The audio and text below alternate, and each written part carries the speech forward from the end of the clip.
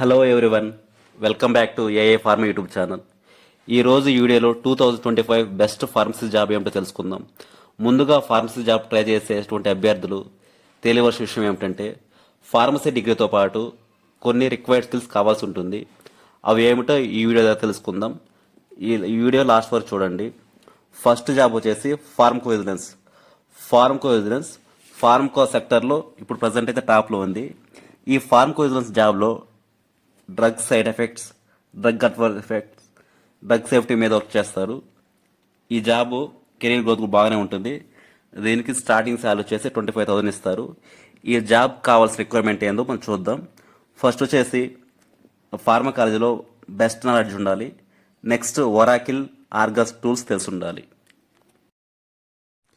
Next second job వచ్చేసి clinical data management. దీన్ని CDMO అని పిలుస్తారు. క్లినికల్ డేటామెంట్లో క్లినికల్ ట్రయల్స్ నుంచి డేటాని కలెక్ట్ చేసుకొని వెరిఫై చేస్తారు. ఈ జాబ్ కూడా చాలా బాగానే ఉంటుంది. దీనికి స్టార్టింగ్ శాలరీ వచ్చేసి 20,000 ఇస్తారు. తర్వాత 1 year తర్వాత 30,000 నుంచి మనం తీసుకోవచ్చు. సో ఈ క్లినికల్ డేటా మేనేజ్మెంట్ కావాల్సిన స్కిల్స్ చూద్దాం. First good clinical practice knowledge ఉండాలి. నెక్స్ట్ వచ్చేసి క్లినికల్ ట్రయల్ స్పేస్ మీద అవగాహన ఉండాలి. నెక్స్ట్ సిఆర్ఎఫ్, ఈసిఆర్ఎఫ్ మీద ఉండాలి. నెక్స్ట్ దీనికి కావాల్సిన టూల్స్ చేసి ఒరాకిల్, మెడిడేటా మీద తెలిసి ఉండాలి.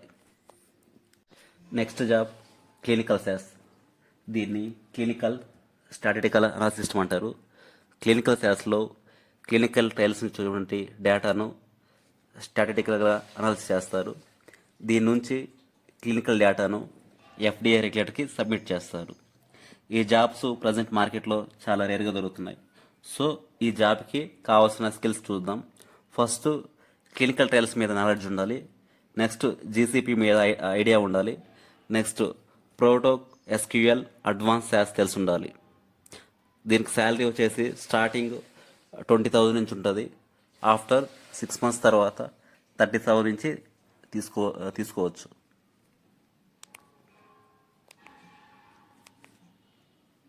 Next job clinical research. ఈ క్లినికల్ రీసెర్చ్లో న్యూ డ్రగ్స్ ఎలా వర్క్ చేస్తాయో ఈ రీసెర్చ్ ద్వారా తెలుసుకుంటారు. దీనిలో వచ్చేసి ప్రీ క్లినికల్ రీసెర్చ్ ఉంటుంది. ప్రీ క్లినికల్ రీసెర్చ్లో యానిమల్స్ మీద రీసెర్చ్ చేస్తారు. దాన్ని ప్రీ క్లినికల్ ట్రయల్స్ అంటారు. తర్వాత ప్రీ క్లినికల్ రీసెర్చ్ అయిన తర్వాత నెక్స్ట్ హ్యూమన్ బీయింగ్స్ మీద ట్రయల్స్ కండక్ట్ చేస్తారు. దీనిలో 4 phases ఉంటాయి. phase 1, phase 2, phase 3. ఈ జాబ్ వచ్చేసి ఈ క్లినికల్ రీసెర్చ్లో సెవరల్ జాబ్స్ ఉన్నాయి. దీంట్లో bio analytical, quality assurance, medical writing several jobs ఉన్నాయి. ఈ జాబ్స్ ప్రజెంట్ టాప్లోనే ఉంది ప్రజెంట్. సో దీనికి కావాల్సిన రిక్వైర్మెంట్ స్కిల్స్ వచ్చేసి సిటిఎంఎస్, ఈడిసి, జీసీపీ. దీనికి స్టార్టింగ్ శాలరీ బాగానే ఉంటుంది. స్టార్టింగ్ శాలరీ 18 to 25 ఉంటుంది. నెక్స్ట్ బెస్ట్ జాబ్ వచ్చేసి మెడికల్ రైటింగ్. మెడికల్ రైటింగ్లో క్లినికల్ రీసెర్చ్ సంబంధించినటువంటి ప్రోటోకాల్స్, ఐసిఎఫ్స్, రెగ్యులేటరీ డేటాను ఇక్కడ ప్రిపేర్ చేస్తారు. ఈ జాబ్ కావాల్సిన రిక్వైర్మెంట్ వచ్చేసి GCP knowledge, ICH guidelines, regulatory knowledge తెలిసి ఉండాలి. దీనికి స్టార్టింగ్ శాలరీ వచ్చేసి 20,000 నుంచి 25,000 దాకా ఉండొచ్చు. Next job medical coding.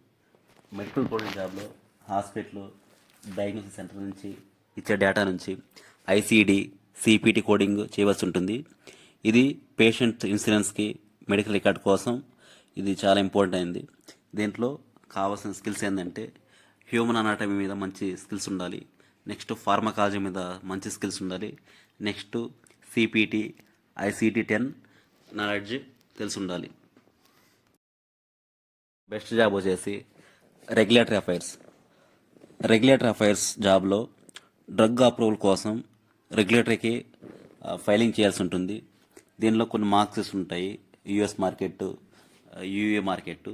So దీనికి సంబంధించిన రెగ్యులేటర్కి దాని యొక్క ఫైలింగ్ చేయాల్సి ఉంటుంది.